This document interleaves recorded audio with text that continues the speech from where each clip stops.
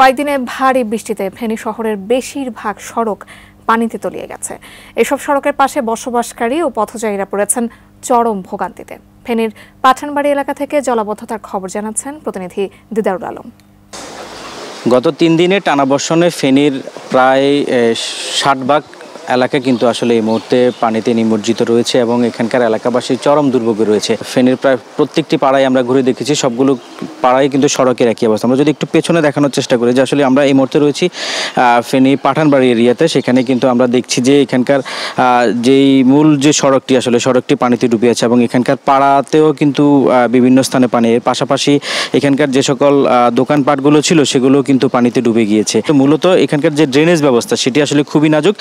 এখানে বলা হচ্ছে যে ফেনীর যে সকল খালগুলো ছিল, দমদমা খাল, ফেনীর পাগলিছড়া খাল, এই খালগুলো আসলে দখল হয়ে গিয়েছে, যে কারণে অতিবৃষ্টি হলে যে পরিমাণ পানি বাড়ে সেই পরিমাণ পানিগুলো আসলে সরতে পারে না। যে ফেনীর ফুলগাজী এবং পরশুরাম উপজেলায় কিন্তু বন্যা কবলিত হয়েছে, যেখানে আসলে প্রায় এখন থেকে 15-16 দিন আগে নদী রক্ষা বাঁধে 17টি পয়েন্টে ভেঙে যায় এবং সেই পয়েন্ট দিয়ে কিন্তু অনবরত পানি ঢুকছে। আমরা এখন পর্যন্ত যে তথ্য পেয়েছি সে তথ্য অনুযায়ী কিন্তু প্রায় 70টি গ্রাম প্লাবিত হয়েছে, যেখানে মানুষ আসলে বারবারই আসলে বন্যায় কবলিত হচ্ছেন। তারা বলছেন যে প্রতিবারই আসলে তাদেরকে আশ্বাস দেওয়া হয় এখানে স্থায়ী বাঁধের, এখন পর্যন্ত কোনো স্থায়ী বাঁধের তারা কোনো সমাধান পাচ্ছে না, যে কারণে আসলে তারা বলছেন যে এই এরিয়াতে যেন স্থায়ী বাঁধ নির্মাণ করা হয় এবং বাঁধ নির্মাণের পর যেন মানুষের দুর্ভোগ লাঘব হয়। শহরের স্থানীয় বাসিন্দারা বলছেন যে আসলে ড্রেনেজ যে ব্যবস্থা, সেই ড্রেনেজ ব্যবস্থা যদি উন্নতিকরণ করা হয়, ড্রেনগুলোকে যদি প্রশস্ত করা হয়, তাহলে সেই ক্ষেত্রে এখানকার যে জলজট, যেভাবে যে পানি জমে থাকে সে পানিগুলো কিন্তু